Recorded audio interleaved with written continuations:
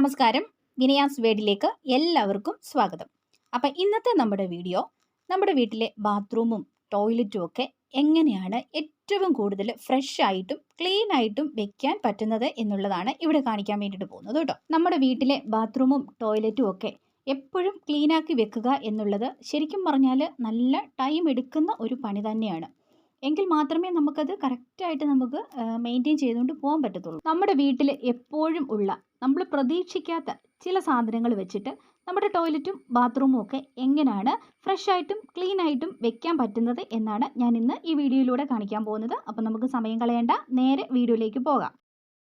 ഇപ്പം ഞാനിവിടെ കുറച്ച് സാധനങ്ങളൊന്ന് എടുത്തു വെച്ചിട്ടുണ്ട്. ഒരു മാസ്ക്, സോപ്പ്, അതുപോലെ തന്നെ കോൾഗേറ്റിൻ്റെ പേസ്റ്റ്, പിന്നെ കംഫോർട്ട്, പിന്നെ നമ്മൾ ഈ ഉപയോഗിച്ച ശേഷം ഇതുപോലെ ചെറിയ ചെറിയ പീസായിട്ടുള്ള സോപ്പ് ഉണ്ടല്ലോ, അതും എടുത്ത് വെച്ചിട്ടുണ്ട്. ഇപ്പോൾ ഇതിന് നമുക്ക് പുതിയ സോപ്പ് വേണമെന്നൊന്നും നിർബന്ധമൊന്നുമില്ല കേട്ടോ. ഇതുപോലത്തെ ചെറിയ ചെറിയ സോപ്പുകളെല്ലാം കൂടെ സൂക്ഷിച്ച് വെച്ചിരുന്നാലും നമുക്കിത് ചെയ്യാൻ പറ്റും. പിന്നെ ഞാൻ വീഡിയോയ്ക്ക് വേണ്ടിയിട്ട് ഒരു പുതിയ സോപ്പ് എടുത്തന്നേ ഉള്ളേ. നമുക്കിപ്പം ഒത്തിരി സോപ്പിൻ്റെ ഒന്നും ആവശ്യമില്ല. ഇത് 10 രൂപയുടെ സോപ്പാണ്, അപ്പം ഇത് തന്നെ ധാരാളമാണ്. അപ്പം നമുക്കിനി ഈ വീഡിയോയിൽ കാണിക്കുന്നത് പോലെ തന്നെ ഈ സോപ്പ് ഇതുപോലെ ഒന്ന് കട്ട് ചെയ്തെടുക്കാവേ.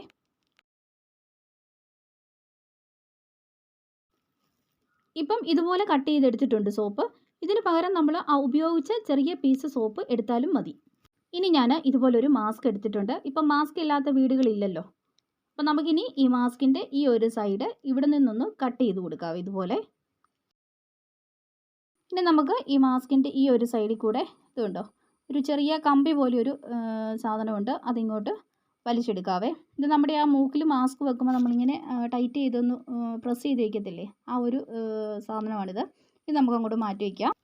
ഇനി ഈ മാസ്കിൻ്റെ ഉള്ളിൽ ഒരു ചെറിയൊരു ഫിൽറ്റർ പോലെ ഒരു ചെറിയൊരു തുണി പോലെയുണ്ട്, അത് നമുക്കൊന്ന് കട്ട് ചെയ്ത് മാറ്റാവേ. ഇതിങ്ങനെ 3 ലെയറായിട്ടാണ്. അപ്പോൾ ഇതുകൊണ്ട് ഇതിൻ്റെ ഉള്ളിൽ ഇത് നമുക്ക് വേണ്ട, ഇത് നമുക്കൊന്ന് കട്ട് ചെയ്തെടുത്ത് കളയാവേ.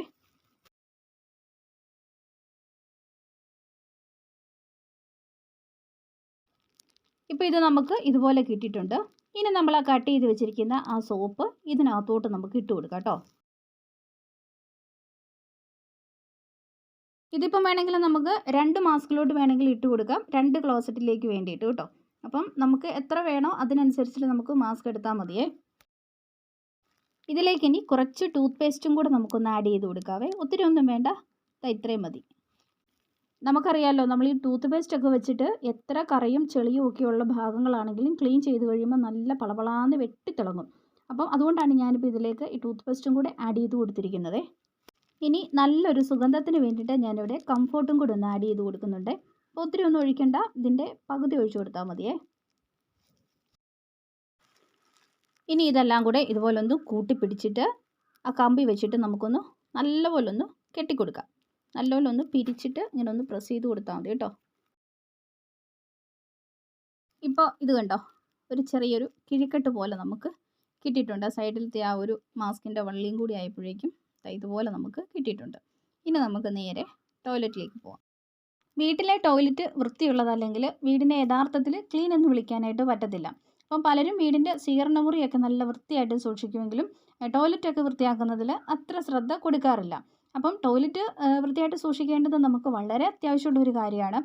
നമ്മുടെ കുടുംബത്തിലെ എല്ലാ അംഗങ്ങളും നമ്മുടെ ടോയ്ലറ്റ് ഉപയോഗിക്കുന്നതാണ്. അപ്പോൾ അതുകൊണ്ട് തന്നെ അത് ഏറ്റവും വൃത്തിയായിട്ട് വെക്കുക എന്നുള്ളത് തന്നെ ഒരു വളരെ ഉത്തരവാദിത്തപ്പെട്ട ഒരു ജോലി തന്നെയാണ്. ടോയ്ലറ്റൊക്കെ അതാത് സമയത്ത് നമ്മൾ വൃത്തിയാക്കിയില്ലെങ്കിൽ മാരകമായ പല രോഗങ്ങളെയും നമ്മൾ ക്ഷണിച്ചു വരുത്തുകയായിരിക്കും ചെയ്യുന്നത്. നമുക്ക് ഈ ടോയ്ലറ്റിൻ്റെ ഫ്ലഷ് ടാങ്ക് ഒന്ന് തുറക്കാവേ. ഇതാ ഇവിടെ ഒന്ന് ഇങ്ങനെ പ്രസ് ചെയ്യുമ്പോഴാണ് നമുക്ക് ടോയ്ലറ്റിലേക്ക് വെള്ളം കിട്ടുന്നത്. ഇനി നമ്മളിങ്ങനെ റെഡിയാക്കി വെച്ചിരിക്കുന്ന ഈ മാസ്ക് ഉണ്ടല്ലോ, ഇതെടുത്തിട്ട് ഇതിൻ്റെ ഉള്ളിൽ എവിടെയെങ്കിലും ഒന്ന് ഹാങ് ചെയ്തിടുക. അപ്പം ഞാനിത് ഇവിടോട്ടാണ് ഇടാൻ പോകുന്നത്. അപ്പോൾ ഇതിങ്ങനെ വെള്ളം നിറയുമ്പം ഇതിനകത്ത് ഇങ്ങനെ നല്ലതുപോലെ മുങ്ങിക്കിടക്കും. ഞാനിപ്പം ഇതെടുത്തിട്ട് ഒന്നും കൂടെ ഒന്ന് കാണിച്ചു തരാവേ. ഇതിപ്പോൾ കണ്ടോ, നനഞ്ഞു കഴിഞ്ഞപ്പോഴേക്കും ആ സോപ്പിൻ്റെയും പേസ്റ്റിൻ്റെയും കംഫോർട്ടിൻ്റെയും എല്ലാം ആ ഒരു എഫക്റ്റ് മുഴുവനും ഈ വെള്ളത്തിലേക്ക് കലരും. ആ വെള്ളമാണ് നമ്മൾ ഫ്ലഷ് ചെയ്യുമ്പോൾ നമുക്ക് കിട്ടുന്നത്. അപ്പം നമ്മുടെ ആ ടോയ്ലറ്റ് എപ്പോഴും നല്ല സുഗന്ധത്തോടെ ഇരിക്കാനും അതുപോലെ ആ പേസ്റ്റിൻ്റെ ഒക്കെ ആ ഒരു എഫക്റ്റ് ചെല്ലുമ്പോഴേക്കും നമ്മുടെ ആ ടോയ്ലറ്റിൻ്റെ ഉൾഭാഗമൊക്കെ നല്ലതുപോലെ എപ്പോഴും ക്ലീൻ ആയിട്ടിരിക്കും. ഇനി ഇത് ക്ലോസ് ചെയ്ത് വയ്ക്കാം. അപ്പം നമ്മുടെ ഇവിടുത്തെ പണി കഴിഞ്ഞിട്ടുണ്ട്. ഇനി ഞാനൊന്ന് ഫ്ലഷ് ചെയ്ത് കാണിക്കാവേ. ഇങ്ങനെ നമ്മൾ ഓരോ തവണയും യൂസ് ചെയ്ത ശേഷം നമ്മൾ ഫ്ലഷ് ചെയ്യുമ്പം നമുക്ക് നല്ലൊരു സ്മെല്ലാണ് കേട്ടോ.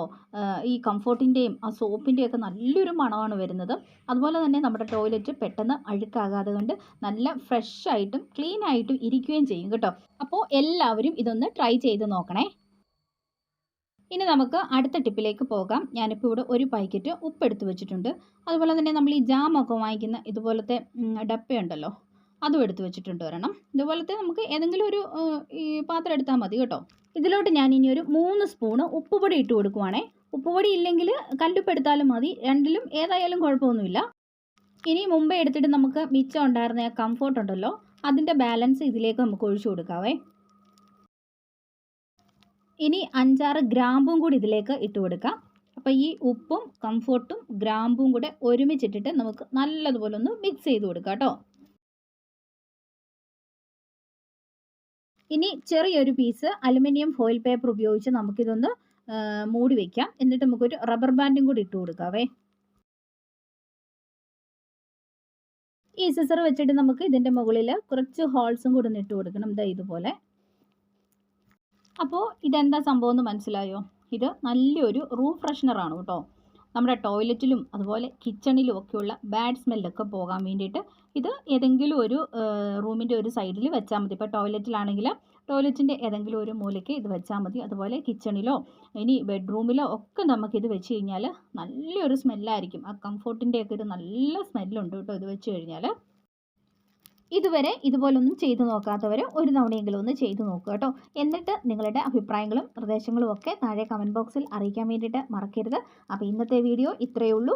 നമ്മുടെ ചാനൽ സബ്സ്ക്രൈബ് ചെയ്യാതെ കാണുന്ന കൂട്ടുകാരൊക്കെ ഉണ്ടെങ്കിൽ ഒന്ന് സബ്സ്ക്രൈബ് ചെയ്ത് സപ്പോർട്ട് ചെയ്യുക കേട്ടോ. അപ്പോൾ തൊട്ടടുത്ത ദിവസം തന്നെ നല്ലൊരു വീഡിയോയുമായി വീണ്ടും കാണാം. അതുവരെ എല്ലാവർക്കും ബായ്. Thanks for watching.